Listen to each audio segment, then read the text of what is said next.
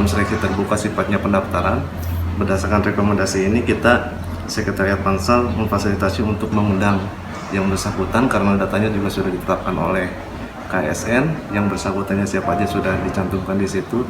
Jadi kita mengundang yang bersangkutan untuk ikut melaksanakan uji kompetensi pengisian calon jabatan pimpinan tinggi Pratama Sekda itu ya.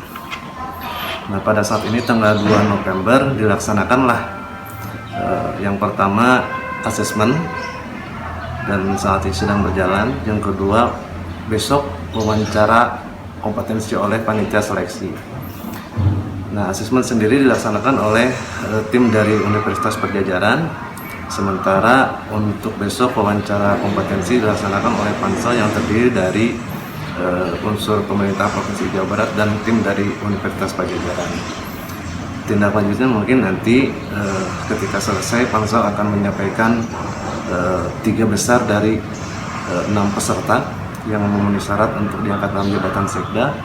Kemudian Pak Bupati selaku PPK sesuai dengan ketentuan dan kewenangannya memilih 1 dari 3 yang disampaikan oleh pansel tersebut untuk disampaikan rekomendasi ke KSN dan ke Gubernur untuk pelaksanaan pelantikannya.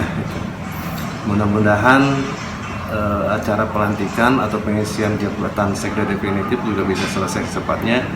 Kita targetkan memang itu bisa selesai di bulan November tahun ini.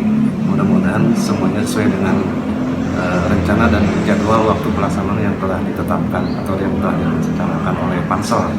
Yang mengenai persyaratan tentang ikut serta dalam uji kompetensi pengisian jabatan pimpinan tinggi Pratama Sekda ini sesuai dengan rekomendasi KSN dan mengacu pada ketentuan surat edaran Menpan nomor B.M.M.SM.19/2017 tanggal 31 Juli 2017 perihal tata cara pengisian JPT Pratama Sekda. Antara lain dinyatakan bahwa apabila pengisian jabatan Sekda kabupaten kota melalui seleksi terbuka dan kompetitif tidak terpenuhi calon yang memenuhi syarat, maka PPK dapat melakukan mutasi rotasi di antara jabatan pimpinan tinggi Pratama Eselon 2B.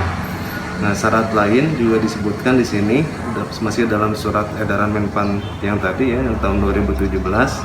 Antara lain dinyatakan bahwa batas usia maksimal untuk pengisian JPT Sekda melalui uji kompetensi rotasi mutasi paling kurang berjumlah 4 orang dengan usia paling tinggi 58 tahun.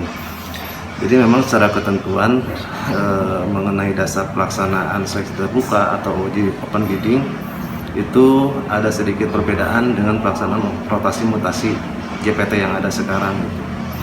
Jadi kalau open bidding memang di SL 52 tahun 2000 SMN-PAN nomor 52 tahun 2020 menyatakan bahwa batas usia 56 tahun.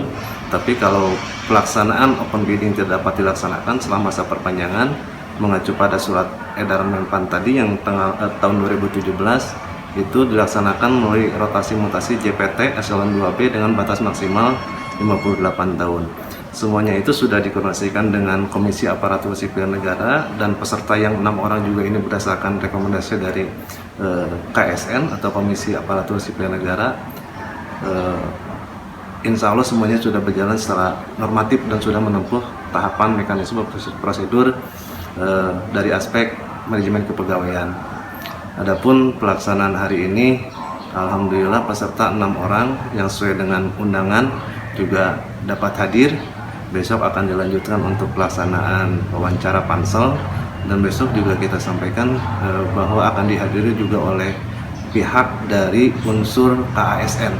Ada yang kita undang ke sini untuk menjadi pendamping, dalam artian karena ini mekanisme atau prosesnya juga kita baru menjalankan karena baru saat ini melaksanakan open bidding, tapi sampai dengan perpanjangan tidak ada yang menyampaikan berkas persyaratan lamaran. Makanya kita berkoordinasi dengan KSN memohon untuk hadir di Ciamis pada besok hari lengkap dengan pansel untuk memberikan pendampingan terkait dengan mekanisme dan prosedur pelaksanaan. Jabatan menurut saya itu adalah amanah yang diberikan pada seseorang, terutama ASN, untuk menduduki satu tingkat manajerial.